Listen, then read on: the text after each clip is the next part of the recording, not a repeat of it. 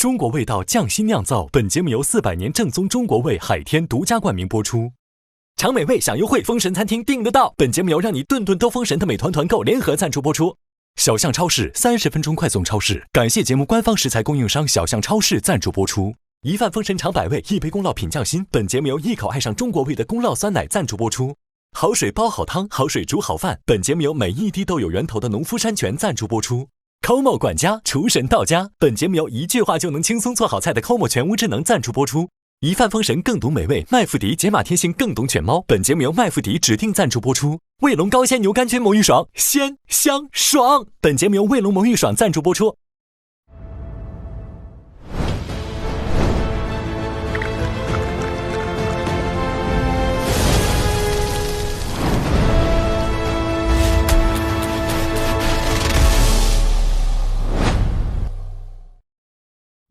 大小厨入局战现在开始。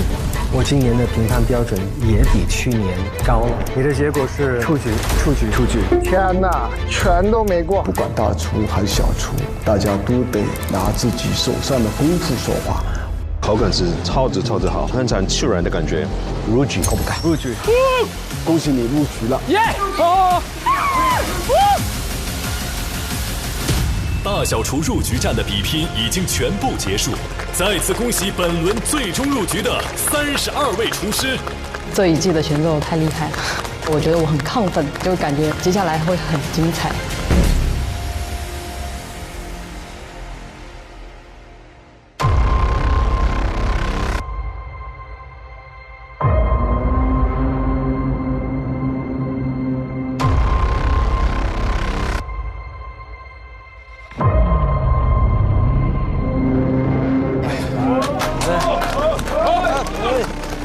哇，来了！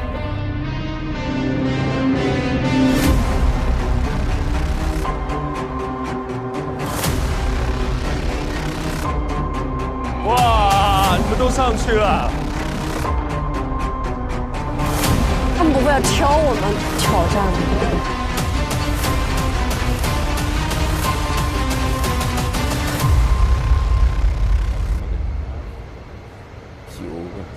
14个，走了2个。首先，恭喜历经挑战，再次站上棋局的32位厨师。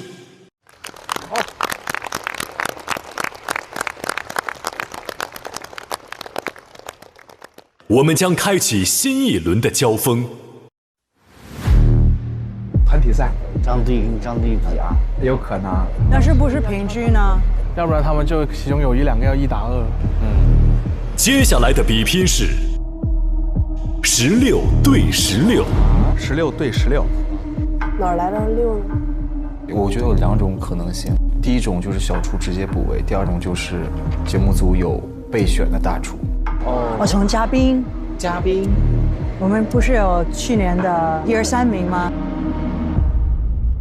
通过第1局的比赛，有18位小厨突围成功，14位大厨成功守住了自己的位置。所以在正式比赛之前，我们将进行追加赛事，也就是大厨席位争夺战。哇！有机会站在对面。我们从一开始就跟大厨在一起厮杀，能够晋级的，其实都已经是有具备大厨的能力了。然后当这个机会有出现的时候，谁都想去把握。特别像我这个年龄，90岁那个年龄最大的，那担心这个虚荣心是有的。成功实现身份逆袭的小厨，有机会提前公开自己的名字。哇，终于可以有名字了哦！好，信心肯定有的，因为本身在生活中我就是大厨。变成大厨，还可以跟那些已经成名了很多年的大师多一点沟通，我觉得也是挺好的一个机会。要站上去的严肃的，想好百位神的姿势，现在在想姿势了。现在想一下百位神的姿势。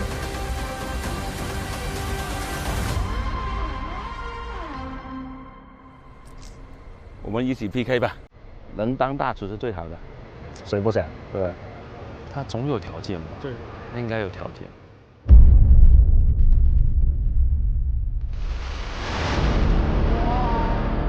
这是什么呀？哇！哇！食材搞那么神秘的吗？每个都有不同的数字，不同的字母。有啲係年份㗎，是不是茭白那個？茭白，你有肉来了！哇，还是很期待的，是吧？此刻从天而降的，就是你们逆转身份的考题。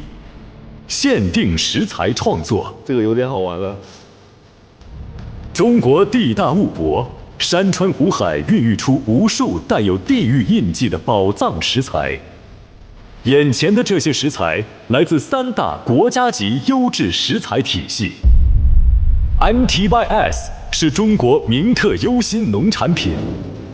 本次比赛提供的河南濮阳丝瓜、福建龙门茭白、山东高清黑牛、海南崖州金鲳鱼、陕西永寿芦笋、内蒙古土默特左旗香菇、云南松明豌豆均来自这一体系。GI 是中国地理标志，比赛提供的湖北仙桃黄鳝和湖南宁乡花猪都是获得国家地理标志认证的优质地方特产。AGI 是农产品地理标志，比赛将提供安徽枞阳梅鸭、江西太和乌鸡、甘肃兰州百合、广西灵山荔枝、辽宁旅顺赤贝以及广东饶平狮头鹅。各位要做的不只是烹饪这些食材，更要读懂这些食材。应该好好利用起来，真的应该的。这是年轻厨师的使命，这是我们这代人的使命。本局比赛中，所有厨师只能使用以上15种食材进行创作。请注意，每种食材限量提供6份。如食材提供2个部位，则每个部位各6份。OK， 够了。一旦选择，必须使用。因为我们现在是初夏嘛，在这个季节里面，茭白肯定是比较抢手的一个食材。你也茭白？对。我茭白还挺畅销。我把茭白放回去了。茭白选的人多，但是鸭子选的人非常少，所以我更想去挑战一下这个鸭子。哇，王导没有了。刚开始我蠢了，慢了一点，去拿的时候有些东西已經沒有啦。你係咪要碗豆啊？對。你選了幾個？這麼多！我好想用鵝肝，但是我怕它沒有我的要的調料。限定的食材、限定的輔料和限定的設備，就一個局限性的東西把它做出來，我覺得挺有意思。我覺得這樣的考題很好，特別能考驗到一個廚師的應變能力。我覺得成為大廚的人，你要對食材有不同的理解。18位小廚烹飪結束後，由3位評審當場品嘗。所有選手點評完畢後，3位評審將選出2位小廚，實現身份逆轉。我覺得這個是對廚師綜合能力的一個考驗。食材從天而降。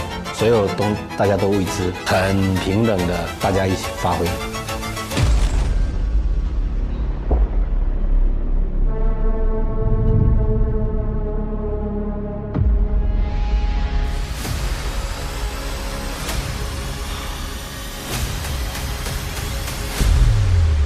大厨席位爭奪戰，現在開始。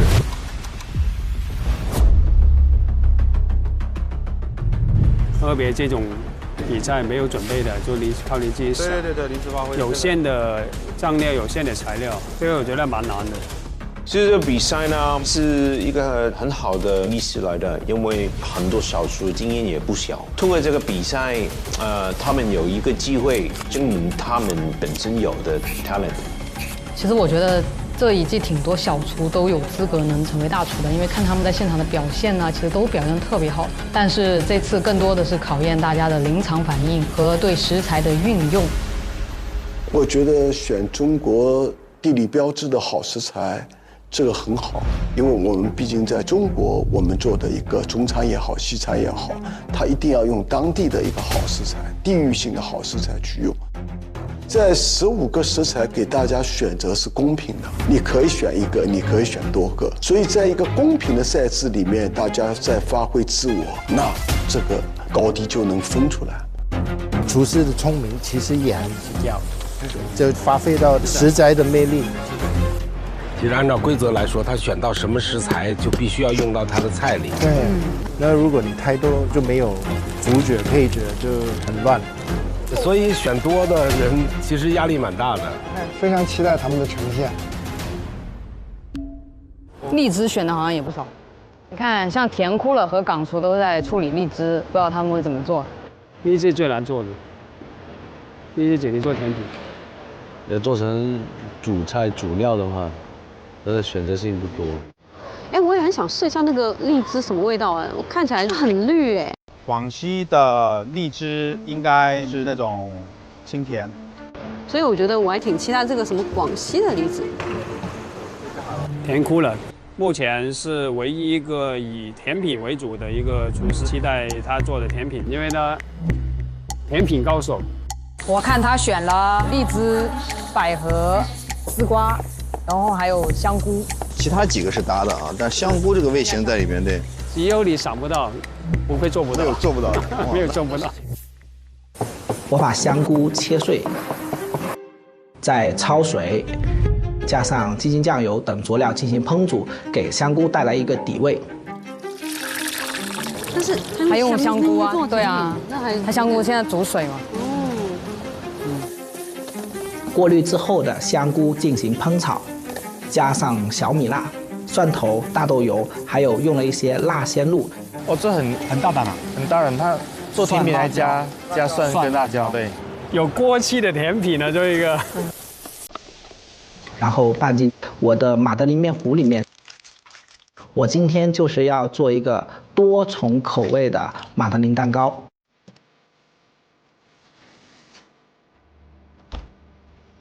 烘烤过后的小蛋糕，再刷上一层橘汁糖霜。那这个橘汁是什么？橘汁就是英国的伍斯特酱，它就酸甜，然后还有一丢丢的辣的感觉。对，最早的潮汕牛肉丸的蘸酱就是伍斯特酱，就是给酱，给酱。最后我用荔枝、百合、丝瓜做一个手工冰沙，希望能给评委带来一个不一样的口感。我不会担心小厨们会有同样的创意，因为只有我一位甜点师，我觉得我们的思路完全是不会冲突的，所以我还是挺有信心的。你用荔枝做什么呀？我做2个东西，一个是手别停了，没时间了。然后我做了一个管尼塔，一个沙冰，给他们清口的。那个荔枝我尝了一下，还蛮香的。但是我很好奇，他会用什么食材和荔枝搭配呢？就是刚开始我挑选食材的时候，我已经蠢了，慢了一点。别人在挑，我在那一直看，就思考怎么搭配更好。但是我们去拿的时候，有些东西已经没有了。哇，没有了。我选择的是有赤贝、荔枝、丝瓜、豌豆仁。我这道菜的名字是果山山辣赤贝，还有一个蔬菜的沙冰。首先那个赤贝做了潮汕的山烟一样，我先做了2个酱，有一个酱就是我用了荔枝、苹果醋。还有柠檬汁，做了一个基底，小米辣、鲜辣露来提供酸辣的口感。其实还有橄榄油起到了一个羽化的作用。另外一个酱我是用豌豆仁、香菜就打進去，變成陸式的醬。夠唔夠時間師傅？夠，綽綽有餘。綽綽有餘，慢慢整好佢。我还加了一个冰沙，因为我做的酱就比较辣，吃起来没有那么多负担的一个沙冰去清一下那个口感。我用了荔枝做了一个基底，在里面加入丝瓜、豌豆仁，提供清爽口感。海蘸了蜜糖、苹果、醋拌在一起，然后就放在冰箱里面，就变成一个沙冰，再加上酸辣的刺贝，让朋友们拥有酸甜鲜辣的味蕾享受。哇，这么快！哇，谁呀？胡超林啊，哪里啊？谁啊？这个是一碗清粥，这么快？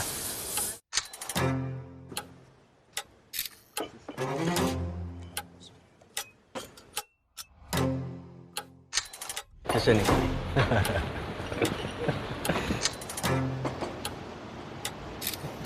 你好，请介绍一下。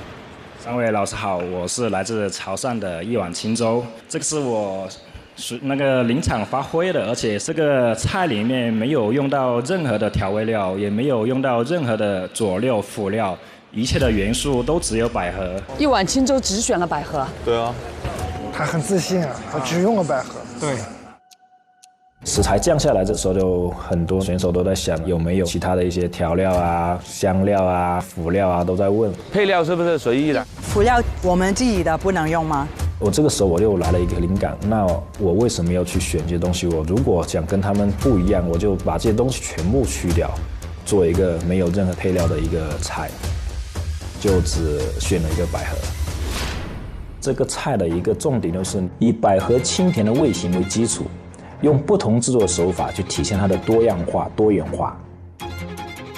那如果真的被我做成了，那我将来大厨的位置，我觉得大家都是心服口服的。说白了，我想让更多的人知道我的名字，而不是一个代号。那就做一个荷花主题，用百合的4种口感和形态来表达。首先把百合蒸了，去除了它的青涩味，只留下百合的清甜，然后再去碾成泥，煸干水分，放碗底当做荷花的淤泥，再用百合做酥脆的荷花。那我就用液氮先把它快速冷冻。使它的各种纤维被破坏之后，再拿去烤箱烤。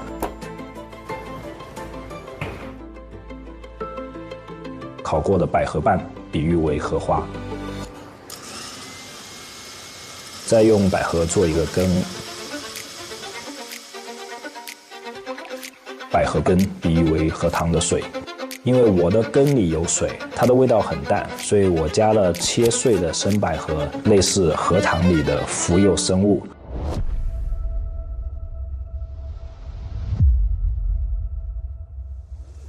但我就担心它的味型太淡了。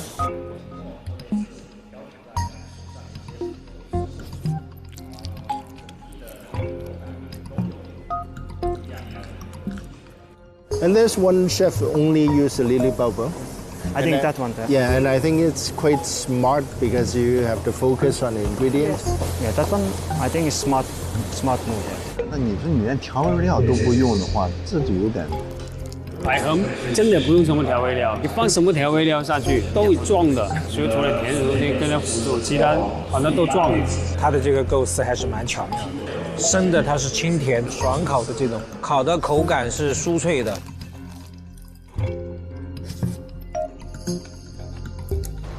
不会难吃，但我觉得也不出彩。但是他们吃好多口啊，我一直看他们在吃。Vicky 吃了5口了，6口。在这么多食材里面，只选一款食材的，要么就自信到狂妄，要么就疯了。所以我不知道你属于哪一种啊？有种。有种。他敢选一种食材，证明他很有信心去把这个食材的本尊表现出来。我只能说这道菜是一个深深饱满的一道菜，好吃。谢谢。百合用这种形式体现出来，就像一碗清粥一样，我觉得非常厉害。谢谢。这其实就是考一个厨师的一个创意，15种食材里面挑出来自己最擅长的，呈现的菜品是能够让评委眼睛一亮的，它都是考一个创意的过程。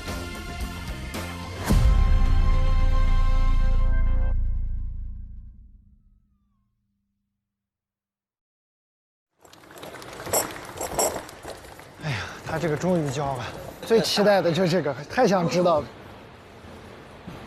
3位老师好。你好。你疯了 ，Madeline。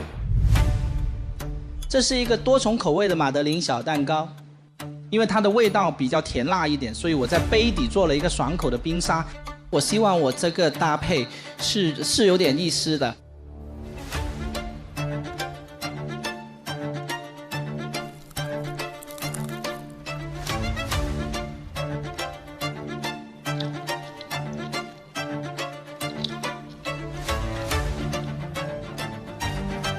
我觉得你的想法以及你没有这个咸甜的这个边界感，我觉得是特别好的。这疯子，就是反正放了一大堆，我觉得好离谱，就是没有吃过在这么那个法式小蛋糕里面有的这么咸香以及这么中式的食材的时候，我觉得好好玩。这是一个 very high umami 的一个 Madeline。很鲜。我下面的部分呢，就是你来的刚刚好啊，因为这是很清爽的一个，差不多是一个 palate cleanser 的一道菜。鼎峰老师好，谢谢。3位老师好，我是港厨锦鲤谷，我今天呢做的是辽宁旅顺的切贝。Vicky 在笑，对 ，Vicky 老师在笑他的港普。我的普通话已经够普通了，你的普通话比我更普通。谢谢。我们是先吃这个还是？先吃切贝，因为我做比较辣，再吃那个沙冰清口。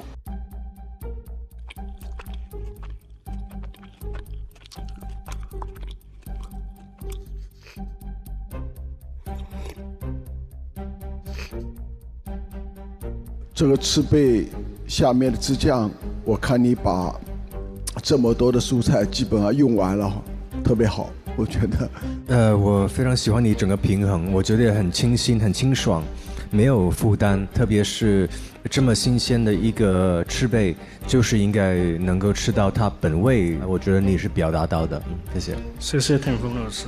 看出来是一个很简单的一道菜但是我觉得你应该有的东西全都有了比如说温度，比如说口感，你控制的特别好，真的。这一轮就是看厨师有没有找到食材里面的主轴，有没有用对的炙烤。港厨强力鼓了，所有的食材呢配搭的特别好，甜酷了真的很大胆，真的是一个个人风格的菜了。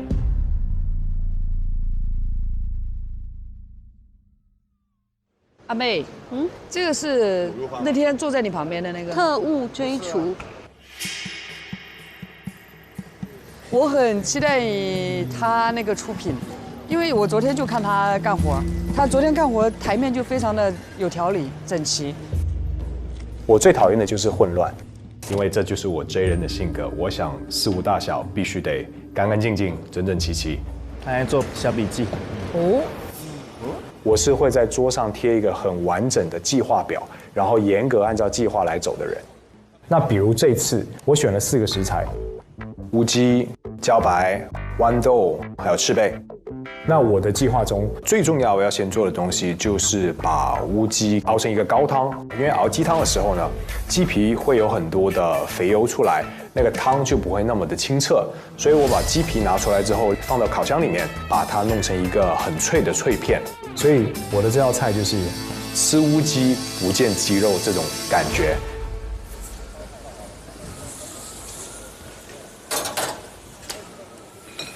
后厨操盘手好像也是熬了个鸡汤。对我来说，我觉得乌鸡是真的比较适合做汤的一个鸡。其实选材料的时候，我是选的比较多，他们觉得都好像太多了。这么多，我看看。他拿了6个食材，他说玩一玩咯，就很轻松。他的逻辑非常的强，他知道他自己要做什么。我今天做一个汤一个鱼，我先用鸡白汤的手法把乌鸡熬成一个汤品。因为这种汤要把鸡骨打碎，然后熬很久，所以这个汤其实它很浓味。你喝起来的话，好像在喝一个鸡进去的。然后呢，我就处理鲳鱼的部分。他以前是做金融的，很成功的。后来他自己开餐厅，应该有10几年了。啊，也非常成功的。我女厨在香港做海鲜是有点名气的。而且你看他处理鱼的方式也有些特别。做那个金鲳鱼的时候，我用了一个油封的方法，把鱼放在我高汤的那个锅上，用蒸汽去煮。这个不是一般的油封的煮法，但是比较方便，我可以随时去看到那个煮的程度。sauce 部分呢，我本来想做一个焦糖太妃奶油酱，但是现场没有提供太妃的成品，所以我尝试了一个特别的想法。呢個糖係做咩？焦糖。我会先把糖煮到一个焦糖的形态，然后就把豆豉放进去，接下来把加热后的奶油放进去煮。焦糖呢可以中和豆豉的咸，加了奶油可以把酱汁饱满一下，搅拌过后就成了我今天的 sauce。也不知道怎么想到，我只是觉得应该好吃吧。豆豉酱是不是？对，豆豉，他把豆豉和太妃酱做了融合，很有创意。She looks relaxed. Relaxed but professional, and then also like no any show. It's just the chef. I'm really looking forward to see what he do. Hello， 你们好。我弄了一个小小的简介。你还有时间干这个？哇，他还打印了一个介绍。他昨晚没睡觉，做这么一个事情。厉害。这一道菜的名字叫山海清河。这整道菜我们讲究的是不同的口感的搭配，所以可以分开吃一下，然后再混起来吃一下，应该有不同的口感和不同层次的味道在里面。我的另外一个主要食材就是茭白，茭白卷成一个玫瑰花的形状，可以把酱汁更好的在每一层里面浸透它，吃的时候会更加的入味。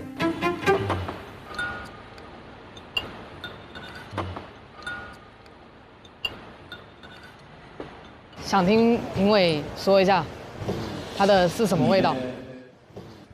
我觉得就还是像你的这个代号一样，你还是把东西想得非常的 J 的，非常通透的。谢谢。我觉得吃起来也有层次，从上面脆的到下面赤贝，再到豌豆，再到茭白，很好。我也觉得你刚刚步骤全部很美的，可是我希望可以有多一点乌鸡的感觉，这比较更好。好，谢谢。乌鸡本身一个很好的食材，你可以用来做一个酱汁，但是酱汁它在这道菜上面放的不够啊，那我没有感受到它应该有的乌鸡味道，乌鸡应该有的 attention， 应该有的尊重，它没有表达出来。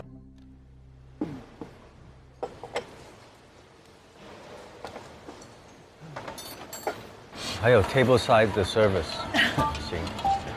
其实所有的贝壳类都怕煮过，所以我把切贝轻轻煮一下，和百合一起摆到那个汤碗的底。到了评审面前，我才把那个乌鸡汤再放上去，那就可以保证他们喝汤的时候汤还是热的。这个乌鸡汤我是用那个白鸡汤的方法去做，它是整个鸡打碎去煮，所以这个汤是黑黑的。我们应该先吃这个还是先吃？可能先吃汤吧。OK。对。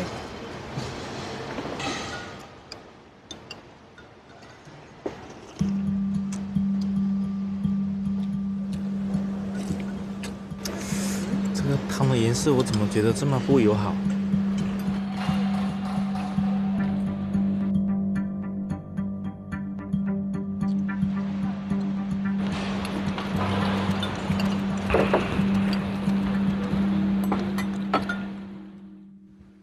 我觉得非常有意思，是因为鲳鱼本身它的肉质比较紧实，所以你用了一个这个豆豉的 toffee 去包裹住它，我觉得是很好的。后来有一个热汤去清洗一下味蕾，我觉得也是一个挺好的想法。我感觉它会进。我就觉得是。那首先那个汤，全都也很鲜很甜，全都可以达到你应该食材应该有的尊重。然后这个鱼呢，酱汁放的其实很多，我猜可能会不会太咸呢？但是你控制的很好，鱼也煮得刚刚好。哇，超高评价，就差龙酥了。我觉得汤好喝的，菜好吃，这个汁酱调出来挺特别，我觉得挺好。谢谢老师。这道菜一做出来之后呢，你就看出来驾轻就熟、行云流水的感觉。你说一下子一眼特别惊艳呢，也没有，但是你吃就很舒服。从这道菜吃下来，看到背后，人家也是个高手。我见到今天大家做的菜，其实那个调味都是比较保守。但是他是唯一一个把豆豉放进那个 sauce 里面的厨师，他对于调味的理解很高级。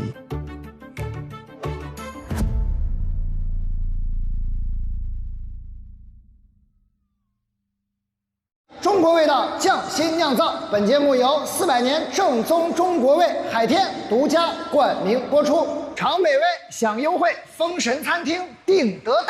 本节目由让你顿顿都封神的美团团购联合赞助播出。新鲜食材天天有，30分钟就到手。感谢节目官方食材供应商小象超市赞助播出。一饭封神尝百味，一杯宫傲品匠心。本节目由一口爱上中国味的宫傲酸奶特约赞助播出。好水煲好汤，好水煮好饭。本节目由每一滴都有源头的农夫山泉赞助播出。朝阳门除草，请前往评审席。哦，他是唯一一个用牛舌。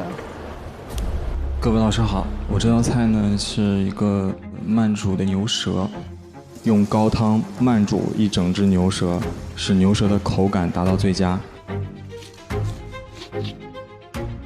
搭配的这个汁儿呢，就是做了一个香菇油，对，就简简单单。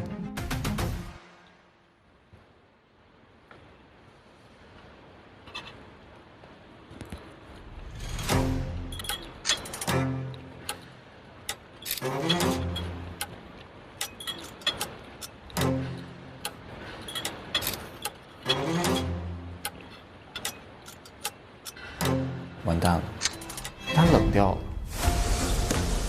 我按完铃之后，我发现前面还有4、5组的人。我等的时间比较久，所以菜已经冷了。我觉得作为厨师而言是非常不合格的。小伙子没信心啊，这小伙子。温度可能给你减了不少分嘛。那么凉了之后，牛舌的口感肯定就没那么好，它就是会发硬。好，谢谢。谢谢老师。谢谢你。其实比赛里面呢，经常有状况发生的，但是成为大厨的话，一定是要找到一个 solve the problem 的一个 situation。老师好，我是来自台湾的吴越实验家，今天带来这一道是台湾的姜母鸭。姜母鸭是一个很有名的菜，它是福建的家常菜。姜母是一个风味，姜母的风味来自于姜、麻油、酒、糖。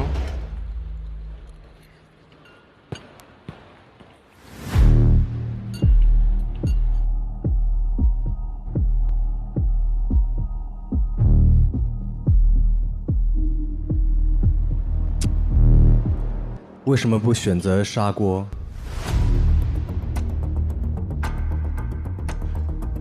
因为砂锅前一轮用过了，这一次的卤肉饭我是用煲仔的方式去呈现。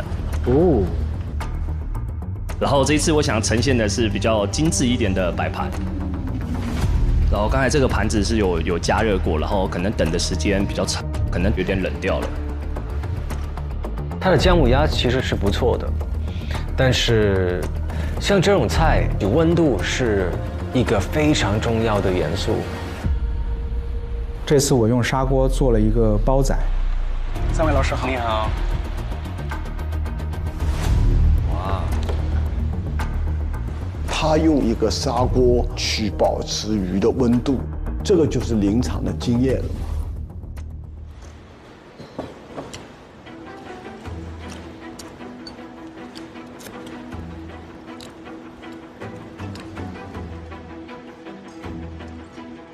鲳鱼有一点点过火了，它过来的很热很热很 impressive 的，但是鱼可能柴了一点。这个鲳鱼你是先煎过吧？对，先煎，再2次给它居香。就是我时间没掌握得好，过了。砂锅确实可以保温，但是也会焖过手。好矛盾的，这个比赛是很难的。谢谢你。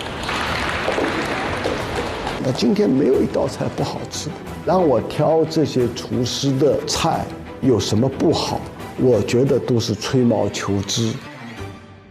我带来这道菜呢，就是左旗香菇煎牛肉。先将牛肉煎到6成熟，再把香菇一起去爆炒煸香。希望大家入口的时候呢，有牛肉的焦香。菇的菌香在里面，非常好。但是呢，要进入到大厨阵型，这道菜的创意肯定是不够。谢谢你。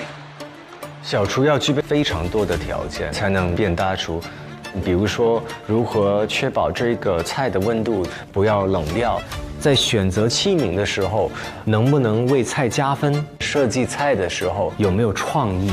大厨就是每一个环节、每一个技巧上要再细心很多嘛。然后汤可能会觉得偏浓，而咸了一点点，不是我离评委的位置比我想象中还要近，他们讨论的东西是我都略摸听见。确实是这2次比赛我都非常紧张，心脏跳得巨快，心理状态、生理状态会很紧张。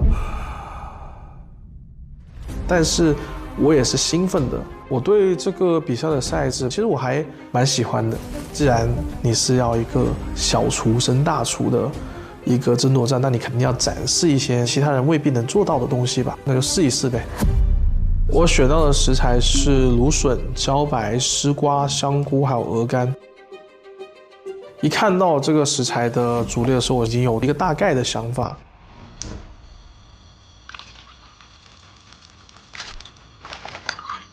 这个就芦笋，不知道。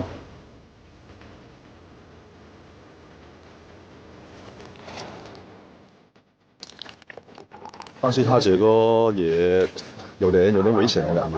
它做卤水，1个小时做出来味道能入味吗？我很期待它鹅肝的呈现方式。哦，它是用速封瓦具，然后给它抽真空，改变气压，让它快速入味，然后再蒸制鹅肝。太聪明了。我觉得那个盘子应该会很有意思。那我很好奇他们做什么。我们过去看一眼。终于来了，看看这个。熊猫。老师你好。Hello， 谢谢你。放这里。Thank you。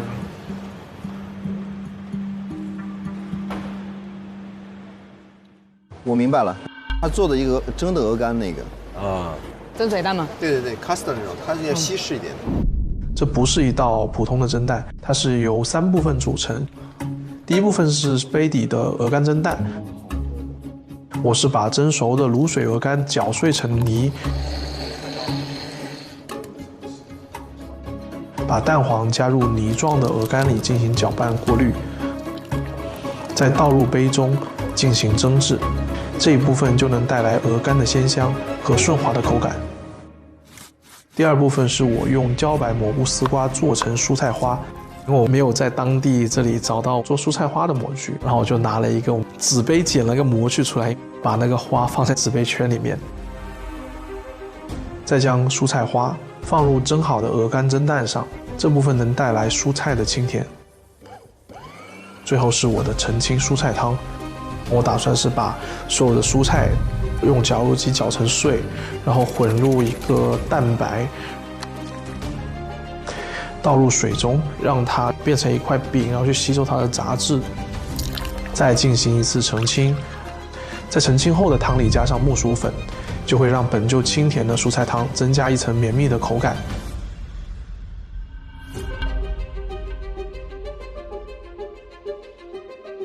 他现在所有东西都是合理的，都是所有任何一步都是合理的。我怕那个汤不够烫，我在旁边再装了一杯，可以让你们再试一下那个汤的状态。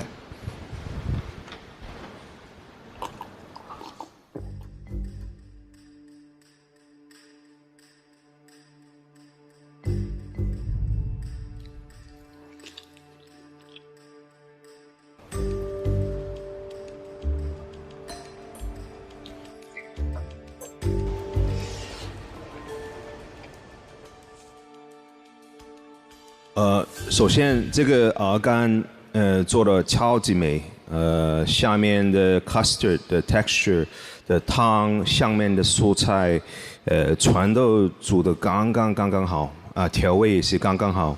就是鹅肝的出奇的干净，以及这个滑度，这种细嫩，跟你这个碟蔬菜这个形状以及吃法质地不同的碰撞，我觉得是非常有道理的。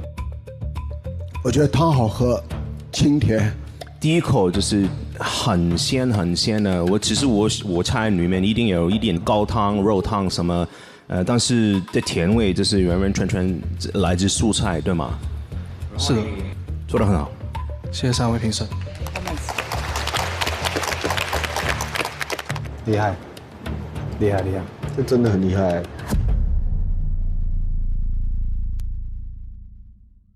现在这些00后的思维啊，就非常好。他们敢尝试。我还是很期待那个00新竹。啊，00新竹。第一轮他做那个太厉害了，应该是头3的。对。而且他还是很年轻，创意的爆炸感。对，爆炸期。David，我觉得你可以收个徒弟，给他收了。他选的金枪鱼，亚洲区的金枪鱼，因为气候和海域条件，它的肉质是很紧实鲜美的。我做的这道菜叫炭烤金枪鱼，配时令的时蔬。选择做海鲜的话，是我擅长处理海鲜。金枪鱼它的肉质偏粉嫩，比较容易入味，所以腌制好的金枪鱼我会用苹果炭去烤，这样也会增加一点炭香味儿。蔬菜我选择了豌豆、茭白，还有芦笋，这些都是当季最时令的东西就是最好的。你看它和后厨熊猫都用了芦笋和茭白，茭白现在培育的也非常好。中国人过去叫第6谷，我们不是5谷吗？这个说法。对，这个第6谷就叫菇米。大概它菇米就是有一个问题，它经常会感染黑粉病，结果就是茎的部分膨大。古人意外发现被感染的茎部口感鲜美，就有了茭白。茭白是个意外来的。美丽的误会。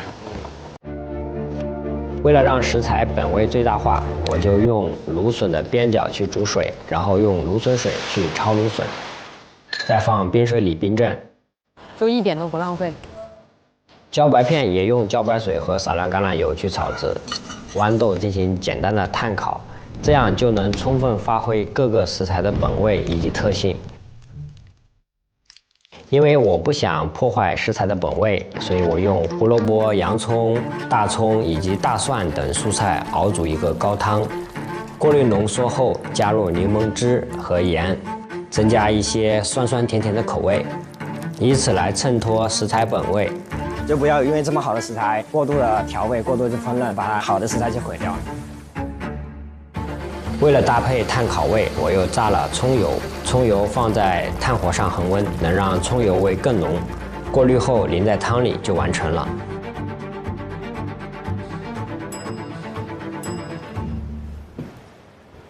来，老师好。我们用了海南的一个金鲳鱼，然后我们用了3种时蔬。鲳鱼的话，想着说用炭火烤一下，让它皮脆一点，然后里面是鲳鱼本身那种粉糯的状态。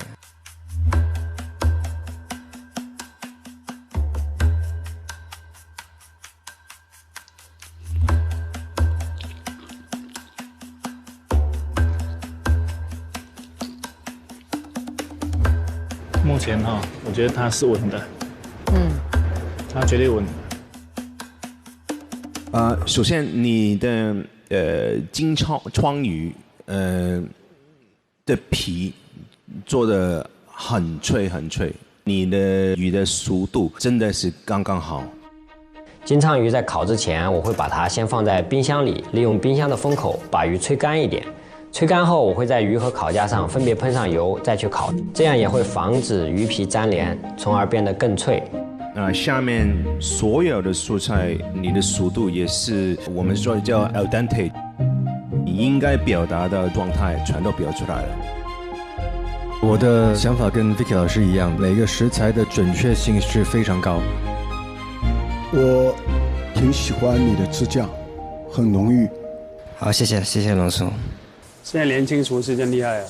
我觉得他和熊猫综合能力都很强。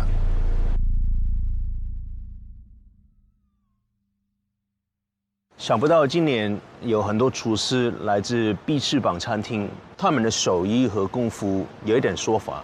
能上必翅膀餐厅的都是经过大众口味和评价的沉淀的，能够长期稳定的输出好的味道本身就是很难。我也想今年多去好几家必翅膀餐厅尝一尝。我现在开演唱会，去到每个城市都会用大众点评必翅膀，看看有什么餐厅是值得打卡的。要找当地的味道，不会错。这次还是厉害啊，没有一道难吃的好。对，是每道都好吃啊。羹终于来了，看看这个。哎，它的器皿也选得挺好看哦，你看又有保温，然后那个碗里面还有东西。Hello， 三位评审老师好。你好。我今天带来的是非传统的顺德鱼羹。顺德鱼羹值得期待，因为它里边确实本身的口感就很复杂。里面呢也会给大家搭配上炸的一个鱼酥，它呢会在里面增加一点传统顺德鱼羹里面懒人的一个作用。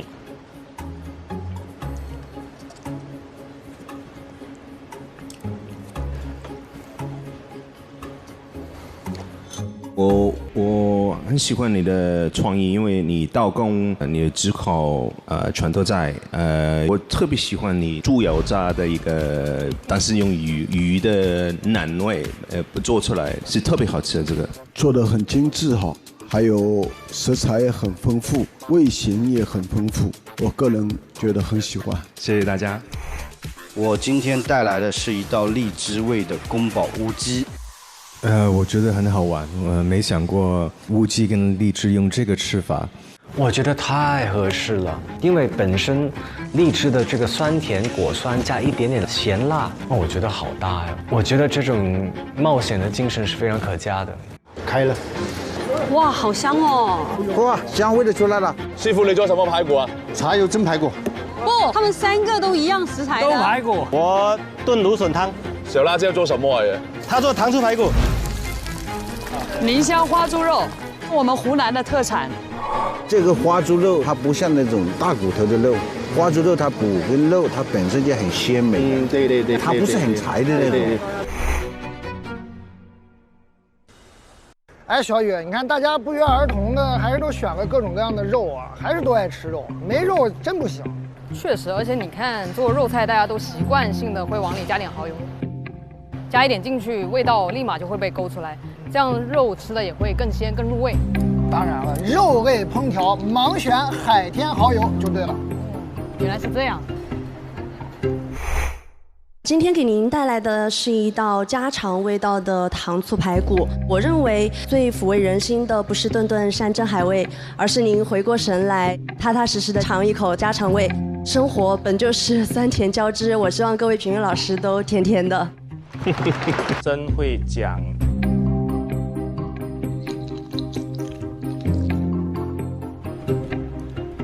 我觉得作为一道糖醋排骨，我很难挑出毛病来。对的，排骨呢，其实口感呢很嫩，甜酸的味道是很 balance。肉质对我来说可以再稍微松一点点，但是我觉得整个味型我觉得非常准确的。谢谢各位老师。我这个是麻油豆豉蒸发猪肉排，排骨倒入米酒，还有一些调料，最后淋上茶油，直接上高压锅蒸18分钟就可以了。它要拌一下。对，这个主要是要下饭拌饭好吃。它蒸的时间是做得很好的，辣味也控制得很好。没有，我看榕树饿了，榕树肯定喜欢呢。我做了一个排骨跟芦笋汤。哦，他做3道菜，有凉拌菜，有汤，有主食。先炖排骨，中间我把芦笋的头和皮全部下去跟它一起煮汤，煮熟了之后渣去掉。要上菜的时候，我把嫩部的芦笋放进去煮开就好了。就很原味，很清爽，菜味很重。现在是18个里面，我们3个人一起选出2个。目前为止太难选了，都太好了。今天做这道菜叫海王生开，我兑了2种汁儿，一种是我们鲁菜的红油汁儿，没有辣根和山葵呢，我就调了一个酱汁儿，因为姜会驱寒。我觉得这道菜像个国宴菜。今天这一道菜概念来自于潮汕的卤味拼盘。这个卤水很香，鹅肝处理得很好。谢谢榕叔，谢谢。谢谢。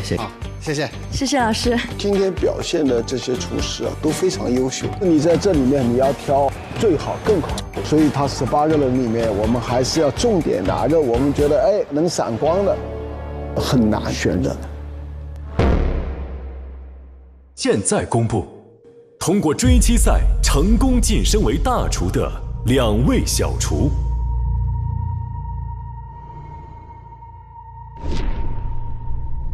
我还是挺有信心的，对菜品的一个呈现也好啊，对一个概念也好，我觉得是很有信心的。我觉得还是相当有信心的。我说是你上去，不会，必须的。后厨熊猫，我问我的大厨，大家都公认是熊猫。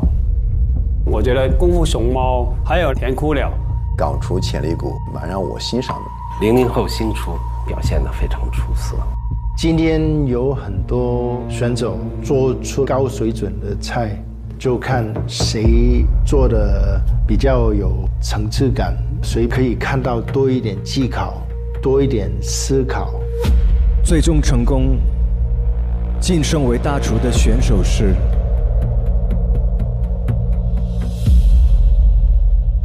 恭喜你，后厨熊猫，后厨熊猫。哇！恭喜你，可以。大家在哪里拍？恭喜你，你是大厨了。请后厨熊猫登上大厨席位。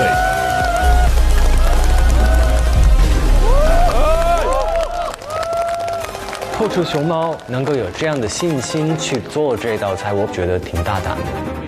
它的这道卤水鹅肝不只是摆盘好看，它的层次以及它的手工很难挑剔了。这些是没有100次的调整，你不会有这样的结果。他用了不同的素菜做的一个汤，虽然很简单的只被带出来，但是做的真的很好。 一碗蔬菜汤里面都能喝出肉麻的香味出来，所以这个我觉得很优秀，做得很厉害。后厨熊猫，请大声告诉大家你的名字。我的名字叫做欧浩然。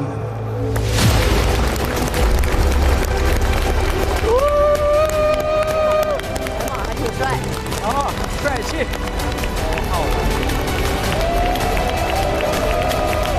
太酷了，就好像你是一个优等生，然后可以跳了1级。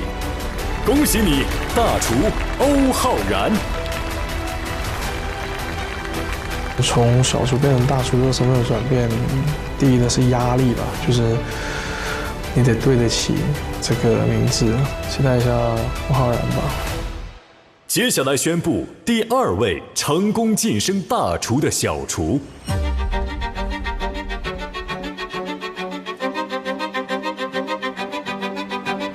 我能不能上啊？想让更多的人知道我的名字，而不是一个代号。甜哭了跟后厨操盘手，看2人之间其中一个。甜哭了，一碗清粥。00后新厨。总分排名第2，成功晋升为大厨的选手是后厨操盘手。后厨操盘手。你看，我就说吧，就是你，快去！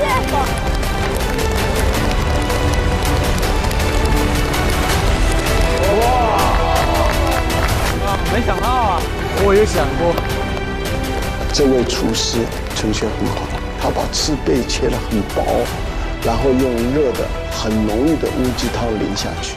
从这道菜吃下来，看到人家也是个高手，他能够成为一个大厨，我觉得完全匹配。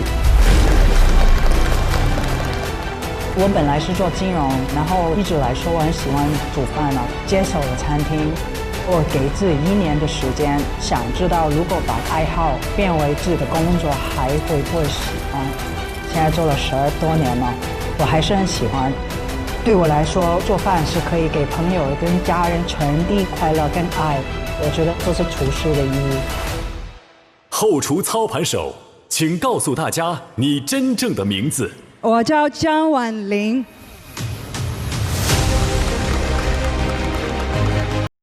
其实我是改过名的，以前的名字叫江若楠，男生的男。那个是我爸爸妈妈把他们对我的一生的期望呢放在我的名字上，但是后来是我开餐厅的时候自己改了新的名字，现在叫江婉玲。我其实非常喜欢我现在的名字，然后很开心可以在节目中叫出我的新的名字。江，名字也好听。他是放弃了之前所有的一些积累，然后跳进了这个行业里面，从小做起，到今天变成大厨，哇，不是很帅吗？很难在一场比赛里面18个人，每个人都不会出错。这届的选手我觉得强，特别厉害。这就是我们刚刚开始的比赛，我感受到一帆风顺的第2段很精彩的。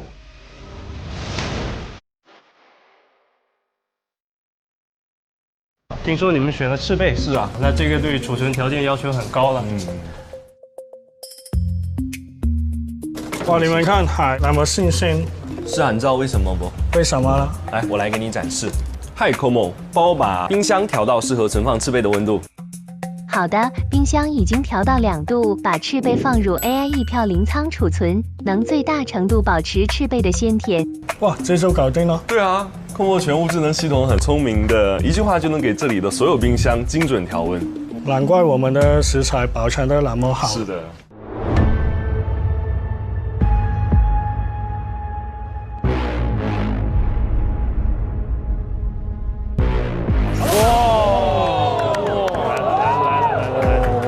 恭喜成功入局的16位大厨，16位小厨。好漂亮，好帅，好帅！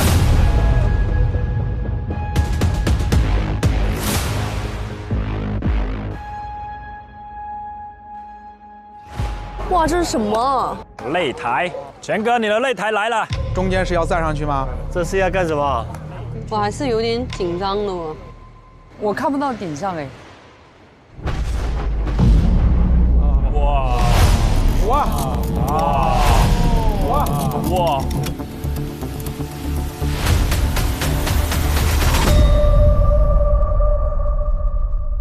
好帅啊！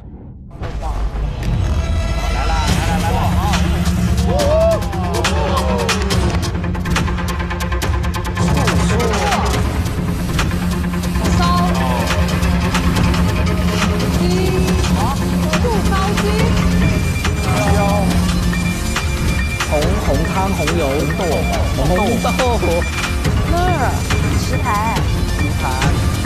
这个主题也挺奇怪啊。我这边是光剑刺，然后你做的菜跟这个刺有关系。1、2、3、4、5、6、7、8，8个主题吗？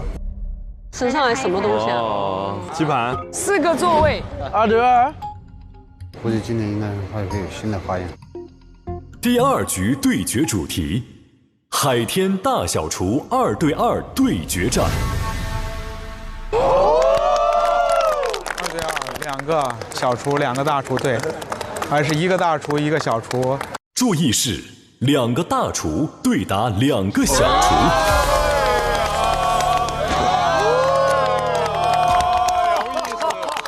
哇，这不一样了，周不宜很着力啊！2个大厨对2个小厨，原来是这个大这个小啊，好玩，太好玩，真的。本轮只有8组选手能够继续本次的封神之旅，也就是说，如果淘汰，则2人同时淘汰。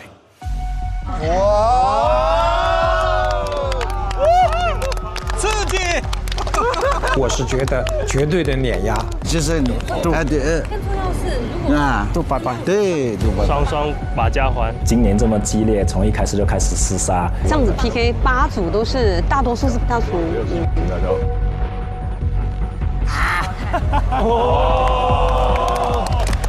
妈呀！小厨和小厨、大厨和大厨之间的较量，对我觉得蛮公平合理。为什么一定会输？都是大家这样比过来的。看他们不爽很久了。我们直接把他们全部换掉。跟着大厨的经验比，可能稍显不足，但创造力是我们的优势。我觉得大厨们未必能赢过我们，最重要的一点是他们都有固化思维。干他，干他！他们压力比咱大呀，手都在抖，谁都不想拖后腿，这个状况。对，真的。怎么组队？我们怎么不知道呀？组队方式自由组队，组队成功后，请到各自挑战区就位。你挑谁？我没有挑谁，谁都行。咱俩走了，走了。咱俩可以吗？可以啊，可以啊。咱们菜系差不多，海鲜嘛，对不对？好，我们2个吧，共同进退啊！来吧。你们这么快啊？哇，好快哦！我没有，谁都可以。来 ，come on。可以，张老，我跟你一组。可以，没问题。人哥俩肯定的嘛。咱们俩吧。啊，淮扬菜喷个云南菜原料，走。哎，我们一会搞一场也行，那不行我们就炒员工餐喽。哎，走。我们俩吧。对啊。走吧 ，Let's go 了，多点事儿，对不对？对。免油。Can do. Let's do it. 我们是川湘合作的。对，给我。Yeah, let's do it. 我们是不是要中西合并啊 ？OK。你们不想做一个中餐的吗？因为我一直很喜欢 Chef Eric， 所以如果他开心的话 ，Yeah, one Chinese, one Western, maybe better. You work? Yes. 哇，这么快！哇，你们默契这么好啊！我们这边还散，还散。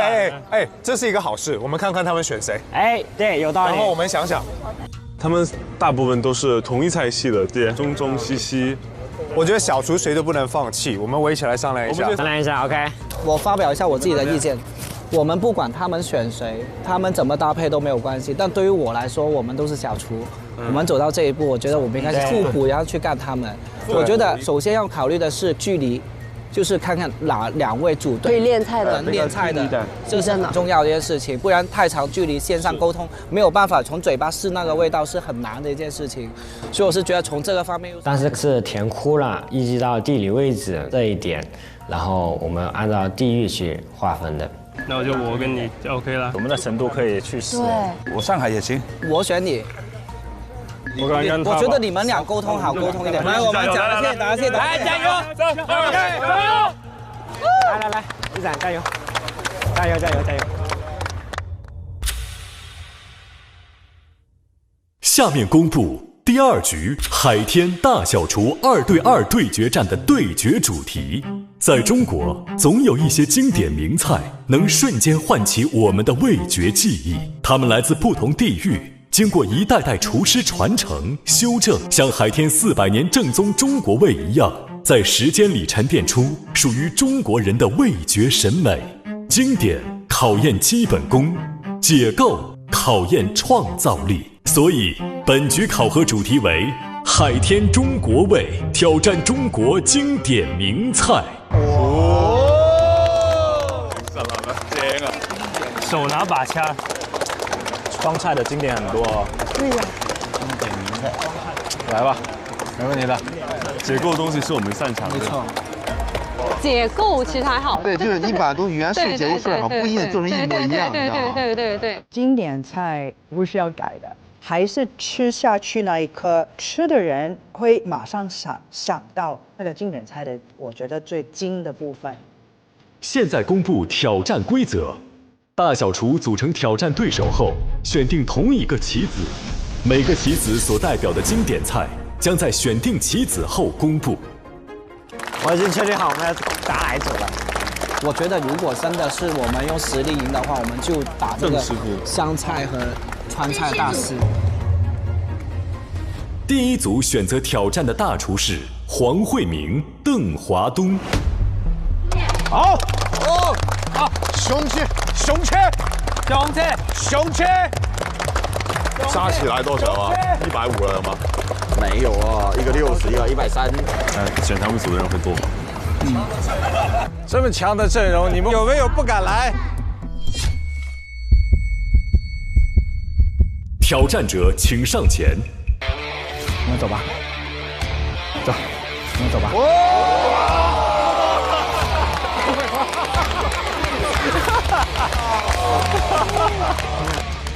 有种啊！还没有下棋之前，我们就商量好，跟邓师傅、黄师傅两位大师 PK， 他们足够强，我们就选他了。我们就选天位最强的老师去 PK 一下。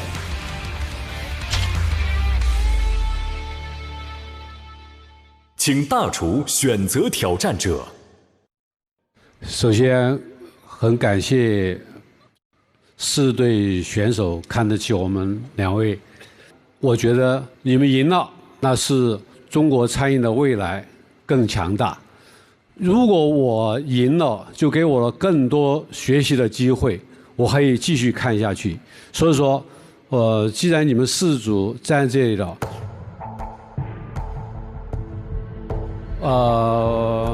你们猜拳。哇！猜拳！还有这种说法。每组派个代表。石头剪刀布。来，我们3个来。石头剪刀布。哇！你好，可以。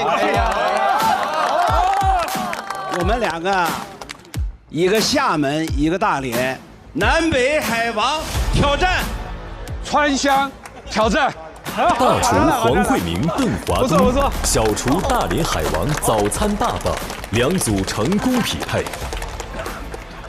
匹配失败的小厨仍有机会再次出列。现在请成为对手的2组选择挑战棋子。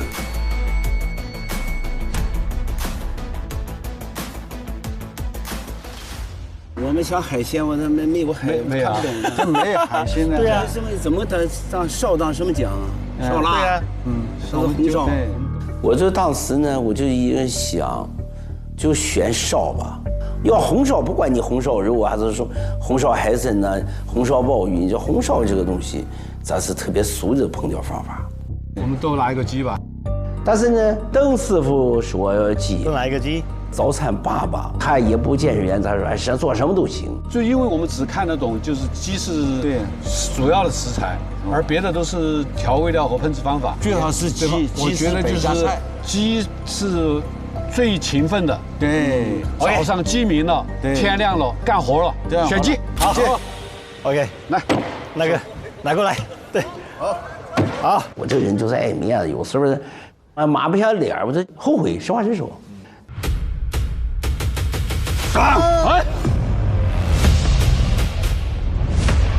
鸡有可能白切鸡啊，广东最经典的。我觉得他既然会把鸡放上去，他应该不会出很简单的题目。宫保鸡丁，宫保鸡丁，哇，鸡丁啊，稳了，我们邓老师抽到宫保鸡丁，那就是手拿把掐了，那做了一辈子宫保鸡丁的这个人。张西湖没问题啊，宫保鸡丁做了几10年了，这不是你的专长吗？这个稳了，恭喜恭喜！没稳。天选之菜。所以说每一个字里边肯定是有那个菜的名字。是。第2组大厨王刚、苏华，挑战者请上前。全部出了。哇！真犀利。我们选闪闪惹人爱这一组，闪闪惹人爱这一组。好。因为我们在上一期节目的时候，我非常抱歉把你顶替了。评审荣叔选择被替换的选手是闪闪惹人爱。走，恭喜恭喜！好，谢谢。我想给您个机会证实一下，您比我强。好，老方尤总说得好，好，还有谁？来呀，你过来呀！你怕什么啊？我们当时没有下来，是因为我们想选择更强一点的。如果喝茶，我送你回家喝茶。茶满是送客，我会给你斟一杯满茶。我喜欢。2位准备让我们放倒了吗？我觉得以后应该没机会见到你们了。害怕你们，但是我们一定要选你们。没有那么多说了，吃了再说。走。麻婆豆腐。哇，红烧肉，大虾，西红柿鸡蛋，这个有100个方法，真的。哇，这个很难啊。青椒牛肉，哇，3个做西式的，你知道吗？海天大小厨2对2对决战，全员匹配完毕，即将进入竞技空间。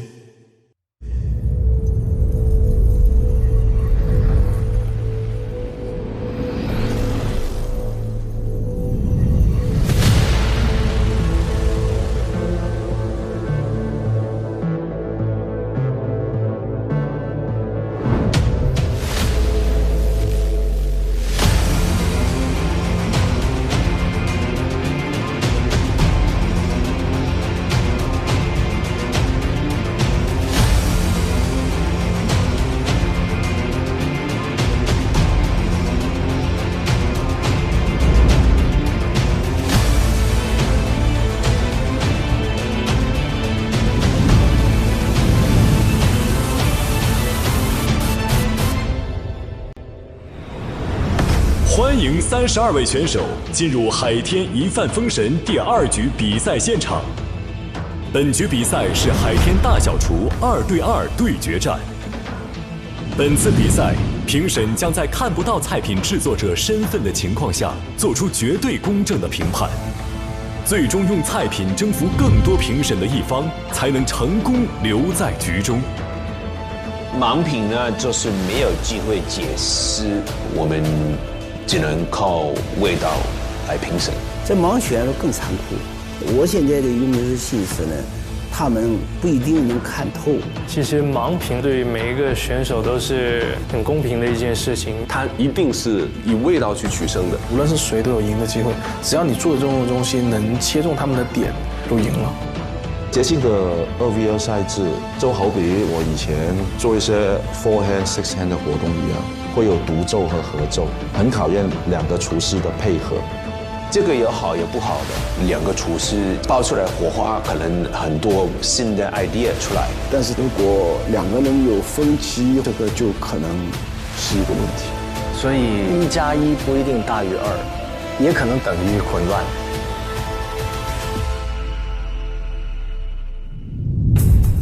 本局对决中，食材坊已设置海天定制调料专区。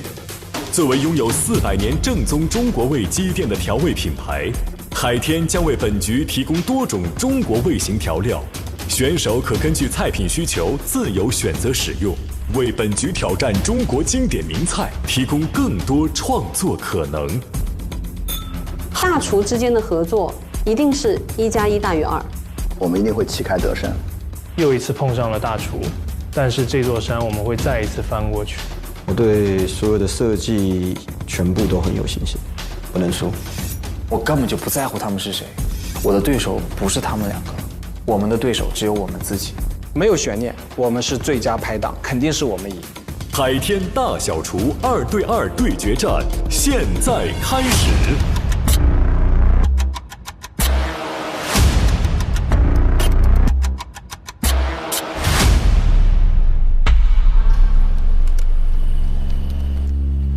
黑总，我们要不要穿这个？好啊，来，我帮你穿，你帮我穿。这么暧昧吗？哎，不用，自己穿的。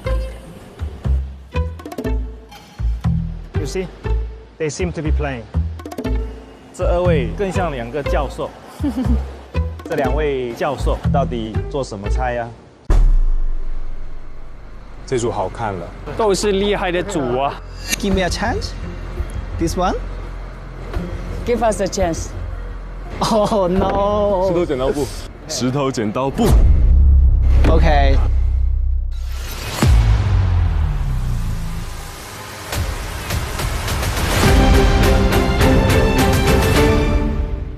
哇！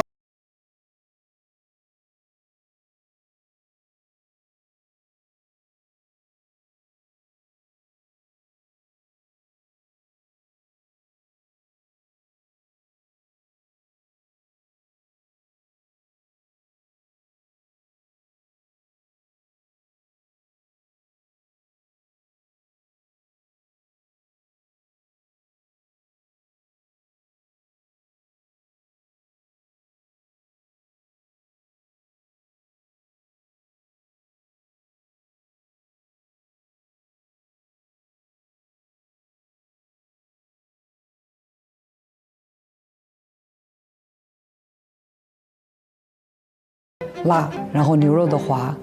The first idea on the bottom we put something. And for the beef we put in the middle, and we give green pepper sauce on the top, and we can make one tendon, crispy tendon, deep fry, puff up. It will be very crispy. And then we give some seasoning. Seasoning we use a chili. So basically it's like popcorn, kind of. Eat it together with this one, or can separate. I really like this idea. Yeah, I think for me, like I have only one hand, western side. But with 1-1, we have 2 hands. So we have one more chance to win. A2冷菜啊！正好我餐厅也在本地嘛，我邀请他到了我的餐厅，一起去试一下讲法。Anything else? The onion. What kind of onion? Baby onion? White onion.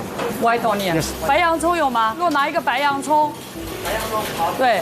I know the 1-1 for a short time. Already have some good hospitality from her. But when we cook together in the same kitchen, I found we have actually quite different mindset. I think you have like more like the julienne, the sticks. But if I cut the cube on the top, cut the julienne on the middle, it's very weird in Chinese cuisine. I think that the white pepper leaves can put also more. Cannot put more. That one is a Sichuan pepper flavor. In English, like every pepper is pepper. But in China, Sichuan pepper and the pepper, the green pepper is totally different words, you know. 我的队友他是芬兰人，那其实在他的思维里面对青椒牛肉的想法跟我还是有一些出入的。We should practice. Better is tonight. It's just too many things, and then tomorrow is just the deadline. You have to practice. No, but to be honest, like sometimes we change the menu. First day, some things maybe outlook not perfect, but you have the emotion in the dish. Yes, I understand. For changing the menu for the restaurant is totally different than competition. No problem at all. Already once the taste today, then tomorrow is just the deadline. Okay, let's see. I think first day was not that easy. Then I actually understand more the difference of the thinking as well, that in the main topic. If we cook it again, it's just gonna be more confusing. So just calm down and rethink. 你觉得你们现在这个菜完成的进度的话是多少？0。0啊。认真的男人，多丑啊！其实我们合作的，我觉得进展是非常顺利的，因为我们有比较先天的优势，就是隔得非常近。他的餐厅到我的餐厅一共才1-2公里，他的餐厅每版菜单我都会去吃，我的餐厅每版菜单都会吃。我们足够熟悉彼此，我们知道互相的实力和底线去到哪里了，所以整个过程一直都是我们互相输出灵感，互相给意见，还差点稍加了风味。是吧？我想想法都是一样的，果然是自己人。我们基本每天晚上都泡在厨房，2点、3点，甚至4点，我们才离开。那个时候我是感冒的，所以说没有味蕾。你试一下，就只能去让甜哭了去充当我的味蕾。不够实，这个味道。原味是吧？不够辣，不够辣。对了。我跟年少有为这段时间的合作，我觉得就1+1大于2，甚至大于3、大于4。准备好了，兄弟，可以了，相信自己。I do first. Let's chop the peppers for. I remove all this one to here. I start to cut. Yes. Okay. 计时开始。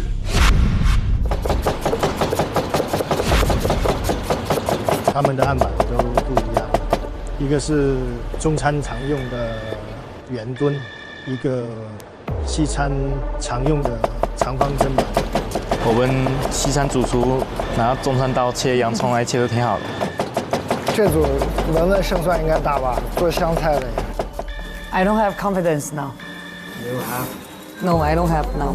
First beginning, we don't have too much time to practice, not even too much time to communicate, and kind of the trust issues. 你看看那边，实验眼镜都戴上了。因为我们的菜更偏向拆解，再去解构这个风味，整体风格更像实验的感觉。我们今天要做的是4个单品组成的一套青椒牛肉 set。这一套 set， 我们把青椒牛肉绝对拆解、绝对重构，甚至绝对风味，我觉得这个真的输不了。那这样的话，我感觉那边有点危险了。我觉得这道菜最大的亮点是我们对传统的一个尊重。对我们自身的关键一定是好吃。冥冥中有一个非常笃定的感觉。I believe we are stronger。青椒牛肉对决的投票结果是。怪紧张的，看到是紧张。宫保鸡丁准备开始。这么多天我练了无数次，每天都练到这道菜所有的口感跟味道都要掌握在我的手上。我第一道菜特别有信心，我还是赌邓师傅赢。我们都在等你炒。学习一下。我今天这个宫保鸡，我可以给它打到88分，所以姜还是打得辣。它就是标准，没办法。颜色不对呀，泡的时间一久就不对。但是有些东西呢，它永远是要吃这样的宫保鸡丁。传统与创新的对决。投票结果是。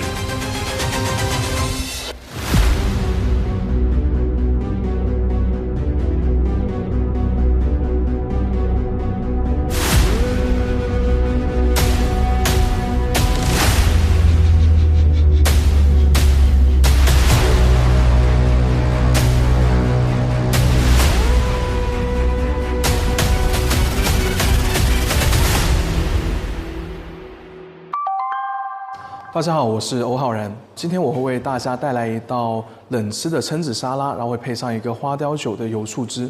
我们会用到海天3年陈花雕酒做一个油醋汁。我们呢蛏子不要用水煮，而是用到了海天3年陈花雕酒还有干葱一起焖熟。那这款酒呢酒精度有16度，它的这个酒香很醇厚，品质也很高。那既能去腥又能锁住它的鲜味。那我们现在会给一点点花雕酒和蛏子汁。给一点醋，先盐，然后我们会有一点橄榄油，然后我们的油醋汁就完成了。那么首先在盘底排我们的西红柿，我们蛏子会摆多一点点，最后再给一点我们的油醋汁。那这样我们一道带有花雕酒风味的一个蛏子冷吃沙拉就完成了。向大家推荐我们的海天3年陈花雕酒，它是3年纯粮食酿造，大家也可以试试用花雕酒玩出不同的花样。每周3、周4来腾讯视频看《一帆风神》第2季，12点 SVIP 更新 ，VIP 次日12点抢先看1周。每周5 12点 SVIP 惊喜加更，看更多正片未播精彩内容。每周6 12点 SVIP 更新会员专享衍生一饭小馆，畅聊正片幕后。每周日精彩衍生一饭家常菜，看大厨教你做家常菜，更有各种精彩花絮不定期放送，不定期惊喜直播等你解锁。中国味道匠心酿造，本节目由400年正宗中国味海天独家冠名播出。尝美味享优惠，封神餐厅订得到。本节目由让你顿顿都封神的美团团购联合赞助播出。小象超市30分钟快送超市，感谢节目官方食材供应商小象超市赞助播出。一饭封神尝百味，一杯宫酪品匠心。本节目由一口爱上中国味的宫酪酸奶赞助播出。好水煲好汤，好水煮好饭。本节目由每一滴都有源头的农夫山泉赞助播出。Como 管家厨神到家，本节目由一句话就能轻松做好菜的 Como 全屋智能赞助播出。一饭封神更懂美味，麦麸迪解码天性更懂犬猫。本节目由麦麸迪指定赞助播出。卫龙高鲜牛肝菌魔芋爽，鲜香爽。本节目由卫龙魔芋爽赞助播出。来一瓶万益蓝小蓝瓶益生菌，吃喝封神好搭子。本节目由万益蓝 Wonder Lab 指定赞助播出。一饭封神正版授权小游戏，加入一饭封神小厨神，秀人间烟火气。一饭封神2联合微博发起一饭封神菜品上新活动，上微博搜索一饭封神，进入话题页参与活动，推荐你最喜爱的菜品，将有机会解锁超多精彩福利。快来为心仪大厨的招牌美味进行强势推荐。我认为能够体现一切中国特点的饭菜都是宝藏。中国太大了，地理环境、民族、气候有太多的不同，造成了千差万别。努力的品尝到更多的味道，这就是一个打开中国食物宝藏的一个过程。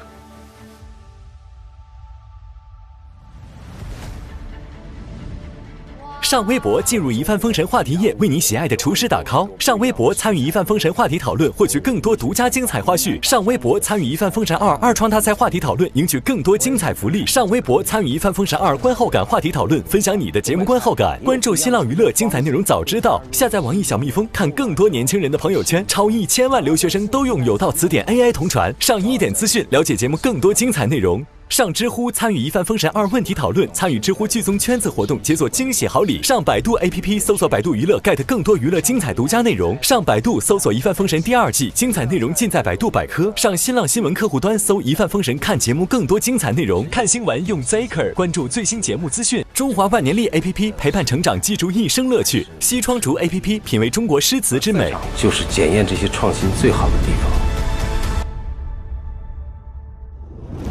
一饭封神，它更像赛会制的比赛。哇，这是什么？这是要干什么？一个厨师在这个场地里，他都容不得半点差错。欢乐酱需要一个 OK 泵。喂，着火了！一点点失误，可能你就往前走不了了。不好意思，你的结果是出局。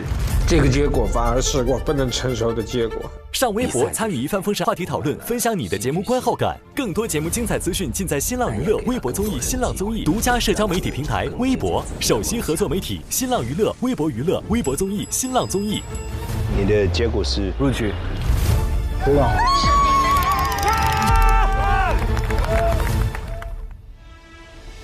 我觉得一饭封神让更多的年轻人爱上烹饪，让他们去想怎么用食物表达自己对世界的看法，这就是对中国美食巨大的贡献。